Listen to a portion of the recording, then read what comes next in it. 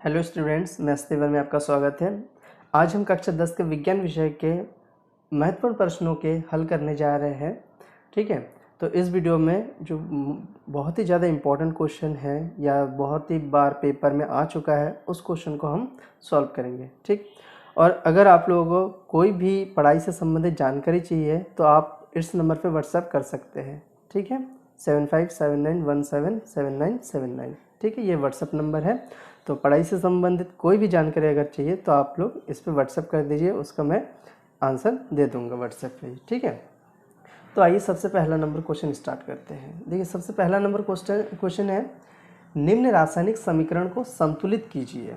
ठीक है, रासायनिक समीकरण को संतुलित करना है। तो देखिए, मैं इसको सॉल्यूशन करके बताऊंगा आपको। ठीक है, मैं पहले लिख लेता हूँ फिर बता रहा हूँ इसको।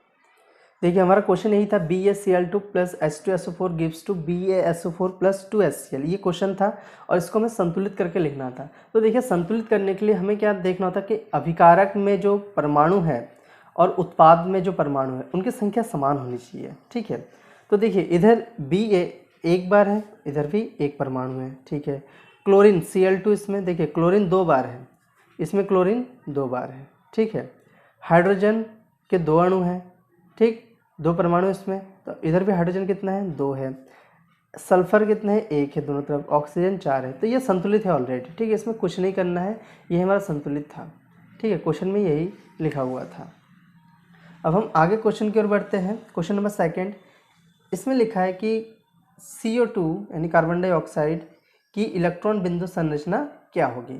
तो देखिए, इसको मैं सॉल्व करके आपको बता देता हूँ। ठीक है, CO2 कार्बन है, इसकी इलेक्ट्रॉन संरचना। तो देखिए CO2, इसमें कार्बन की परमाणु संख्या जो है 6 होती है, यानी 2 4 इलेक्ट्रॉनिक विन्यास।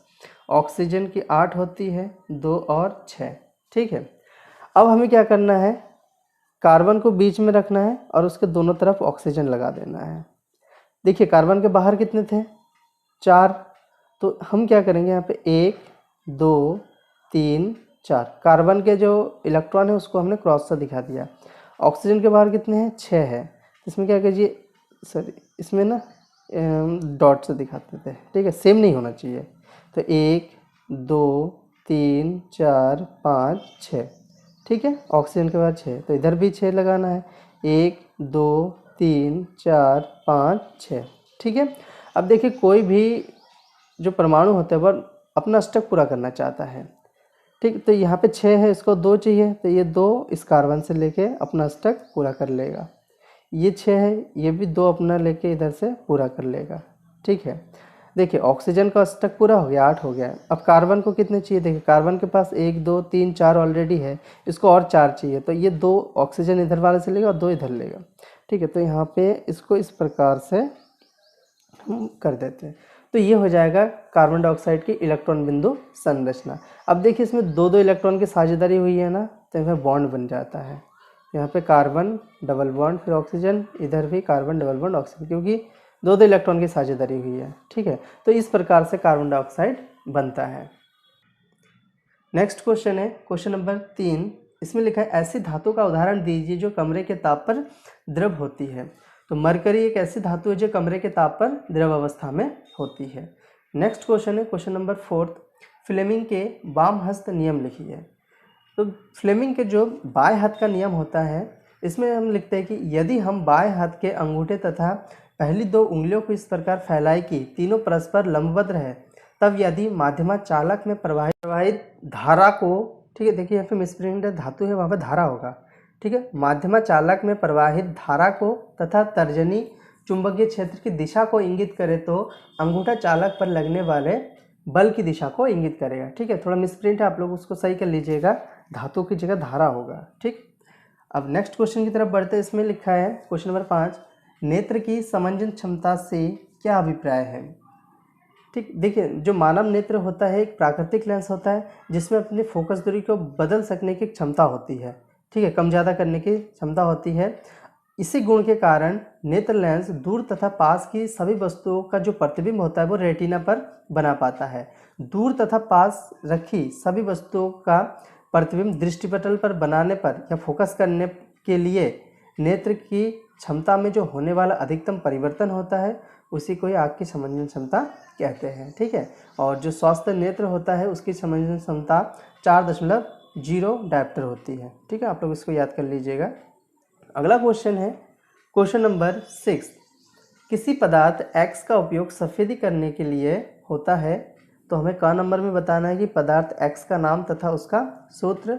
तो देखिए इसका जो आंसर होगा, ये जो पदार्थ X है ये कैल्शियम ऑक्साइड होगा CaO, और इसको शुष्क चूना भी कहते हैं, यानी बिना बुझा हुआ चूना जिसको कहा जाता है। ठीक है, दूसरा ख नंबर में क्वेश्चन है पदार्थ X की जल के साथ अभिक्रिया, यानी कैल्शियम ऑक्साइड की जल के साथ अभिक्रिया करने पर क्या मिलता है, हमें बुझा हुआ चूना मिलता है। तो ये समीकरण नीचे दे दूंगा, इसको आप लोग याद कर लीजिएगा। ठीक है, नेक्स्ट क्वेश्चन है क्वेश्चन नंबर, इसी का अथवा है, यानी कि ये पेपर में आया हुआ है तो वहीं से ये बनाया गया है। ठीक है, इसलिए अथवा लिखा हुआ है। तो धोने के सोडे के दो उपयोग लिखे, जो धोने का सोडा होता है उसके दो उपयोग। तो जिसकी पहला उपयोग कांच, साबुन तथा कागज उद्योगों में होता है, और दूसरा जल की स्थायी तथा अस्थायी कठोरता दूर करने में होता है। ठीक, नेक्स्ट क्वेश्चन है क्वेश्चन नंबर 7, जब लोहे की कील को कॉपर सल्फेट के विलयन में डुबोया जाता है तो विलयन का रंग क्यों बदल जाता है। तो देखिए, जब जो लोहे का कील होता है कॉपर सल्फेट के विलयन में डुबोते हैं तो इसमें एक रासायनिक परिवर्तन होता है। ठीक है, इसलिए इसके में विलयन का रंग बदल जाता है। मैं इसको उदाहरण से बता देता हूँ, इसका उदाहरण भी है। ठीक है, उदाहरण आप लोग देख लीजिए। देखिए इसमें कह रहे लोहे की कील को, यानी Fe लोहा है और copper sulphate CuSO4 copper sulphate. ठीक है, देखिए यहाँ पे जो आयरन है यानी Fe है, सक्रियता श्रेणी में कॉपर से ऊपर है, तो क्या करता है ये कॉपर को यहाँ से हटा देता है, इसके विलयन से कॉपर को विस्थापित कर देता है।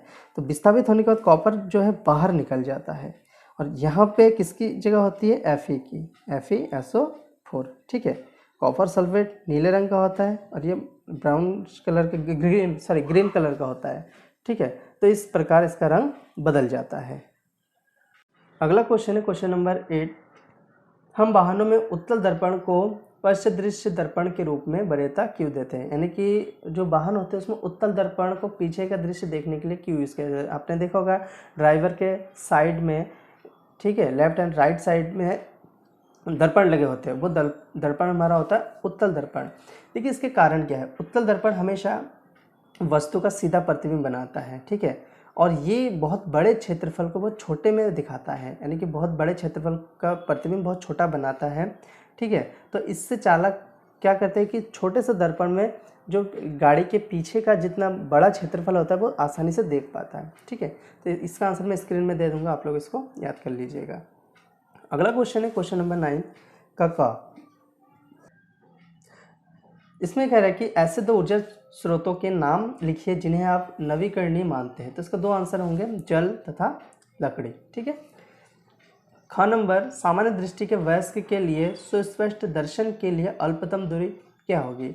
जो मिनिमम डिस्टेंस होता है वो 25 सेंटीमीटर होता है। ठीक है, यानी कि किसी वस्तु को स्पष्ट पढ़ने के लिए हमेशा उसको 25 सेंटीमीटर की दूरी पर अगर रखेंगे तो हम स्पष्ट पढ़ पाएंगे। अगला क्वेश्चन है, क्या आप डिटर्जेंट का उपयोग करके बता सकते हैं कि कोई जल कठोर है अथवा नहीं। ठीक है, तो डिटर्जेंट के उपयोग से हम इसको नहीं बता सकते हैं। तो आज के वीडियो में इतना ही, धन्यवाद।